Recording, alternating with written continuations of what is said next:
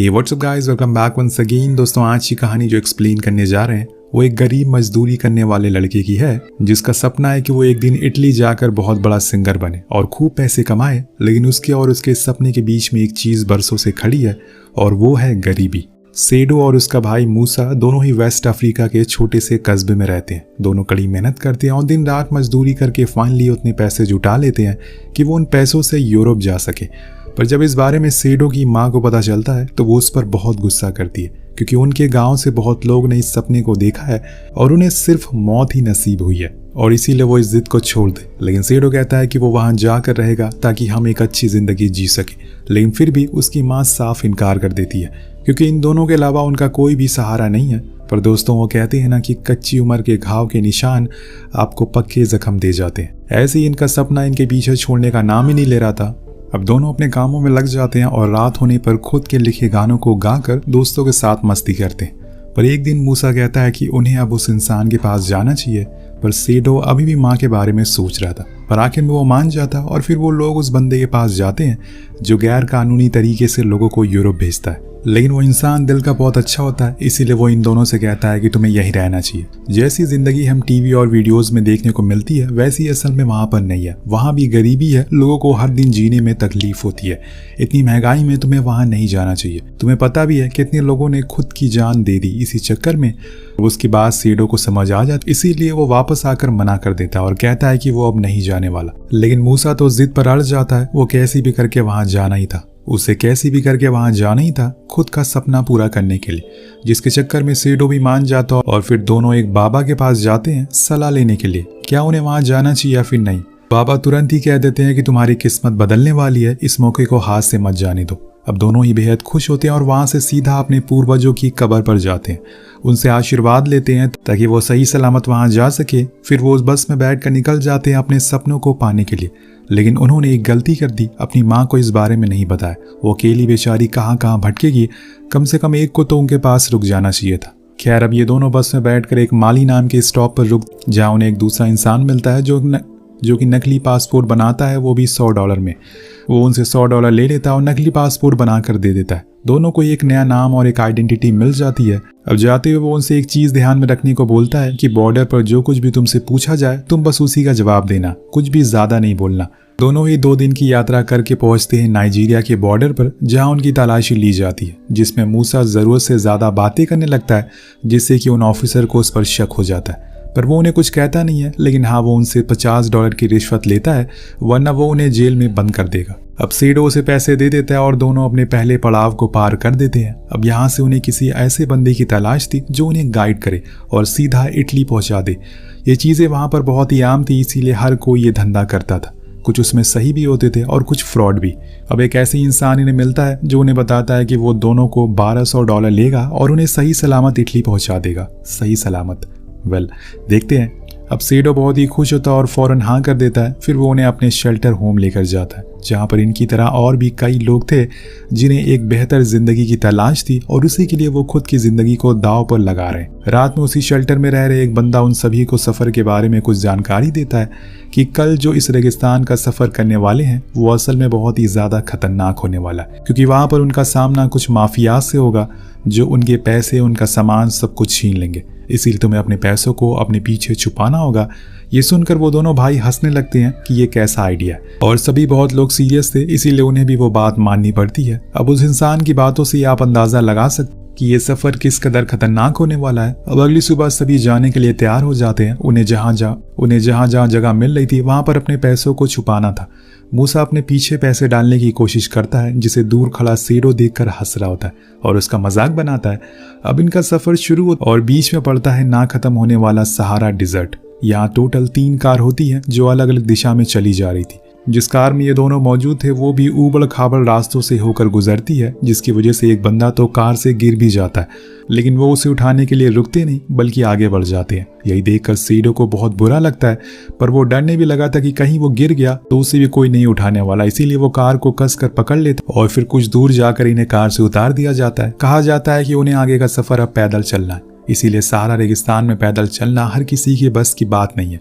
अब सभी लोग गाइड के पीछे चलना शुरू करते हैं। अपने आसपास सेडो को कई इंसानों की लाशें दिखाई देती है। वो भी इन्हीं की तरह इस सपने को लेकर यहाँ तक आए थे, लेकिन कभी अपनी मंजिल तक पहुंच नहीं सके। सभी आगे बढ़ रहे थे, लेकिन इसी दौरान एक बूढ़ी लेडी को चलने में काफी दिक्कत होती है, इसीलिए वो रेंग रेंग कर चलना शुरू कर देती है। किसी को भी रत्ती भर फर्क नहीं पड़ रहा था, सबको बस जल्दी है वहां पहुंचने की किसी भी हाल में।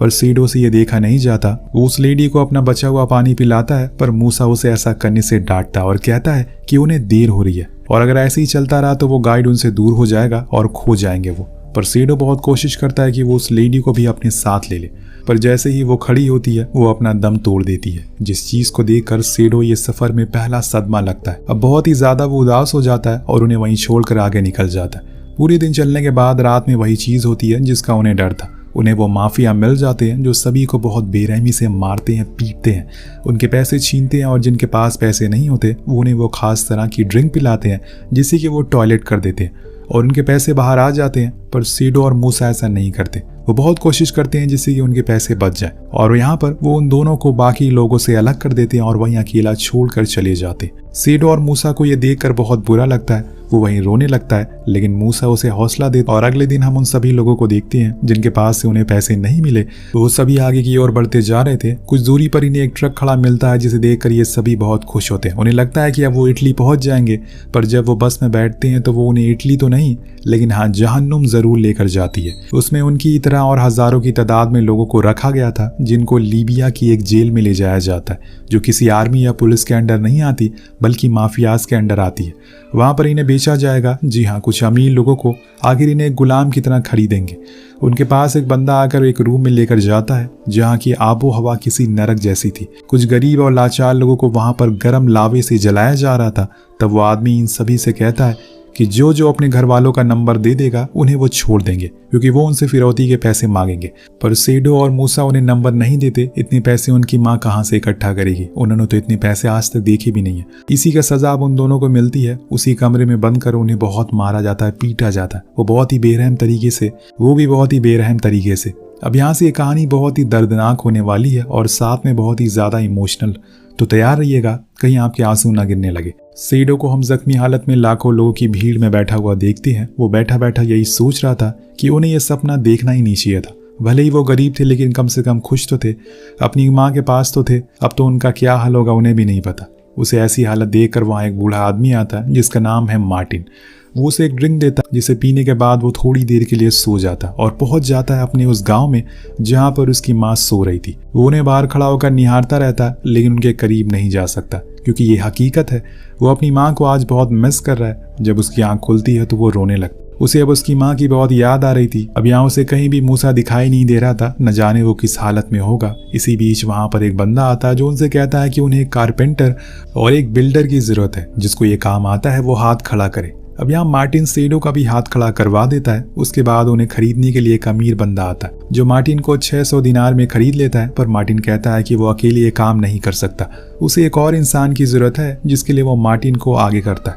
अब उसकी किस्मत अच्छी होती है कि वो इंसान उसको साथ लाने के लिए मान जाता है और फिर उन्हें रेगिस्तान के बीच में बन रहे घर के अंदर ले जाया जाता है, जहाँ पर वही इंसान उसे कहता है तुम्हें इस घर के चारों ओर एक दीवार बनानी है। पहले तो उन्हें ढेर सारा खाना दिया जाता है क्योंकि उन्होंने पिछले 3 दिन से जेल में कुछ भी नहीं खाया था। अब सेडो बहुत ही ज्यादा भूखा होता है तो वो उस खाने को खा लेता है, पर बीच में ही वो रोना शुरू कर देता है, न जाने उसका भाई किस हाल में होगा। तो मार्टिन उसे कहता है कि वो जहाँ पर भी होगा सही होगा, ऊपर वाला बहुत बड़ा है, उसके घर में देर है अंधेर नहीं। खाने के बाद वो काम शुरू कर देते हैं और मार्टिन सेडो को इस काम को करने का तरीका भी बताता है। काम खत्म हो जाने के बाद वो दोनों आराम करने के लिए अपने टेंट में जाते हैं, जहां मार्टिन उसे उसके पिता के बारे में पूछता है, क्या उन्हें पता है कि वो इटली के लिए घर से भागे हुए हैं। तो सेडो बताता है कि उसके पिता की उसके बचपन में ही मौत हो गई और तब से उनकी माँ ने ही उसका और उसके भाई का ख्याल रखा है, पर अफसोस कि उन माफिया ने उसके भाई को अलग कर दिया उसी रात। अब न जाने वो कहाँ होगा। अब अगले दिन जब ये काम कर रहे होते हैं तो इनके पास वही बंदा आता है और मार्टिन को एक फाउंटेन की फोटो दिखाकर कहता है कि तुम्हें ये बनाना है, अगर तुमने इसे अच्छे से बनाया तो शायद मालिक तुम्हें उन माफिया से आजाद करवा देंगे। मार्टिन कहता है कि हाँ मैं इसे बना सकता हूँ। अब वो दोनों ही बहुत खुश होते हैं और लग जाते हैं उस फाउंटेन को बनाने में, क्योंकि वही उनकी आज़ादी का जरिया है। अब दिन रात करके वो उसे पूरा कर देते हैं और जब उस घर के मालिक और उसकी फैमिली वहाँ आती है तो उन्हें वो बहुत पसंद आता है। जिससे कि दोनों को रिहा कर दिया जाता और वहां से ट्रिपोली भेज दिया जाता है, जो कि लीबिया का एक काफी बड़ा शहर है। वहां पर भी सेडो अपने भाई को ही ढूंढ रहा होता है, लेकिन मार्टिन कहता है कि अगर वो यहीं कहीं आसपास होगा तो वो तुम्हें ढूंढ लेगा, हमें इटली के लिए निकलना चाहिए। यहाँ से हमारी मंजिल बहुत करीब है। पर सेडो ऐसे अकेले नहीं जा सकता और उसकी जिद के आगे मार्टिन भी हार जाता है और कहता है कि उसका वो वहां पर इंतजार करेगा। उसके जाने के बाद सेडो हर जगह अपने भाई को ढूंढना शुरू करता है, लेकिन वो कहीं भी दिखाई नहीं देता, जिससे कि वो वहीं पर काम करना शुरू कर देता है और अपने रोजमर्रा की जिंदगी जीने लगता है। लेकिन दोस्तों, जैसे कि मैंने कहा था कि ऊपर वाले के घर में देर है अंधेर नहीं है, एक लड़का उसके पास भागते हुए आता है और बताता है कि एक ट्रक आई है जिसमें काफी मजदूर है, शायद उसमें तुम्हारा भाई हो। अब सेडो भागते हुए वहां जाता है और उसे हर जगह ढूंढना शुरू कर देता है। तब उसे वहां एक लड़का सोया हुआ मिलता है। वो उसके करीब जाता है तो वो कोई और नहीं बल्कि मूसा था, जिसकी हालत बहुत ही ज्यादा खराब थी। वो उसे गले से लगा लेता है और कहता है कि चलो हम यहाँ से इटली चलते हैं। लेकिन मूसा उसे अपना पैर दिखाते हुए कहता है कि ये अब मुमकिन नहीं है, क्योंकि मैं चल नहीं सकता, मेरे पैर में उस दिन भागने की वजह से गोली लग गई और हमें अब अपने घर वापस जाना चाहिए। लेकिन सेडो उसके सामने बड़े ही जोशीले अंदाज में कहता है कि हमारी कामयाबी वहां दूर खड़ा हमारा इंतजार कर रही है। तुम कह रहे हो हमें उसे जाने देना चाहिए, इटली अब हमसे ज्यादा दूर नहीं है, मेरे भाई हौसला रखो, चलो। उसके जोश को देखकर मूसा भी हिम्मत बांध लेता है और मान जाता है। वो दोनों एक दूसरे को गले लगा लेते हैं और रोने लगते हैं, लेकिन अभी उसे सबसे पहले इलाज की जरूरत है। इसीलिए सेडो उसे अपने दोस्त आलम को दिखाता है, जो पेशे से एक डॉक्टर था। वो उसकी गोली को निकाल देता और उसे कुछ दवाइयां लाने को कहता है, जिसके लिए सेडो समीर के पास जाता है, जो कि एक बार्बर था। पर वो गैर कानूनी तरीके से दवाइयां भेजा करता था। असल में वहां पर ब्लैक लोगों को किसी भी तरह से मदद नहीं की जाती थी, ना ही उन्हें हॉस्पिटल में एडमिट किया जाता था, ना ही उनकी दवाइयां दी जाती थी। पर समीर दिल का अच्छा होता है, इसीलिए वो उसे दे देता है, जिसे लाकर सेडो अपने भाई को खिलाता है और फिर उसको नहलाता भी है, पूरी उसकी सफाई करता है। अब दोनों ही बहुत खुश थे, शायद वो अपनी मंजिल से काफी करीब है। उन्होंने जो कुछ भी इस सफर में झेला है वो उनकी जिंदगी की किताब में पहले पन्ने में हमेशा दर्ज रहेगा, अगर वो एक कामयाब इंसान बन गए तो। पर एक दिन सेडो को झटका लगता है। उसका दोस्त अलॉय से बताता है कि उसके भाई को अब हॉस्पिटल में ले जाना होगा, उसे सर्जरी की जरूरत है क्योंकि अब उसका इन्फेक्शन बढ़ता जा रहा है। लेकिन यहाँ पर कोई भी ब्लैक लोगों को हॉस्पिटल में एंट्री नहीं दी जाती, तो तुम्हें आने वाले 10 दिन के अंदर कैसे भी करके इटली पहुंचना ही होगा, वरना तुम्हारे भाई की जान जा सकती है अगर उसका इलाज नहीं हुआ।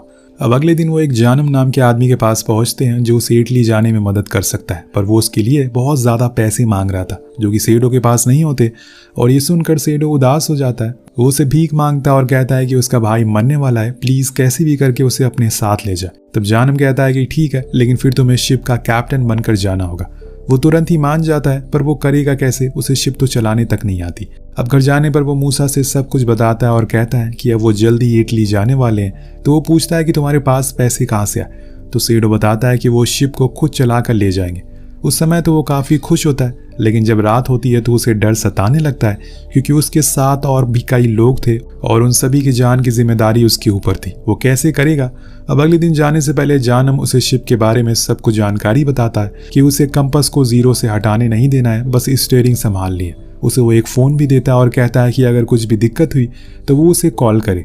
जिसके बाद वो लोग निकल जाते हैं। अब रात के अंधेरे में वो लीबिया को क्रॉस कर जाते हैं और अभी तक शिप मूसा ही चला रहा था। कुछ दिन के बाद सेडो को कुछ लाइट दिखती है, जिसे वो मूसा को भी दिखाता है और कहता है कि लगता है हम लोग पहुंच गए। पर पास जाने पर उन्हें पता चलता है कि वो असल में एक ऑयल रिफाइनरी है और इस समय वो लोग मेडिटेरियन सी के बीच में है, जो बहुत ही ज्यादा बड़ा है। अभी उन्हें लगभग 1000 किलोमीटर का और सफर तय करना है, जिसे पूरा करने में 4 दिन लग जाएंगे। इसी बीच सेडो को पता चलता है कि शिप पर एक प्रेग्नेंट लेडी है जिसको लेबर पेन हो रहा है और वो फौरन उसके पास जाता है और उसकी ऐसी हालत देखकर वो कैबिन में आकर जानम के दिए फोन से कोस्ट गार्ड को कॉल लगाकर बताता है कि वो लोग शिप से इटली जा रहे हैं, पर उनकी बोट में एक इमरजेंसी आ गई है। एक प्रेग्नेंट लेडी है जो मुसीबत में है, प्लीज हमारी मदद करिए, किसी को यहाँ पर जल्दी भेजिए। वो मदद के लिए मान जाते हैं और थोड़ा इंतजार करने को कहते हैं, पर रात हो जाती है और कोई भी नहीं आता। तब सेडो को लगता है कि शायद वो लेडी मर जाएगी। अब अगले दिन सब लोग आकर उसे बताते हैं कि कुछ लोग जो इंजन रूम में फंसे हुए हैं वो उन्हें वहां से बाहर निकालना होगा।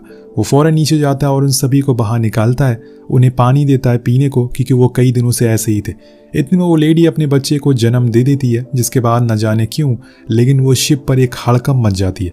सभी लोग इधर से उधर हिलना डुलना शुरू कर देते हैं। सेडो उन्हें शांत रहने को कहता है, क्योंकि ऐसे में वो शिप पलट भी सकती है। उन्हें एकजुट रहना और भगवान से दुआएं करनी है, वो बस सही सलामत इटली पहुंच जाए। अब 2 दिन और बीत जाते हैं और ये लोग तब से चलते ही जा रहे हैं जैसे जानम ने बताया था।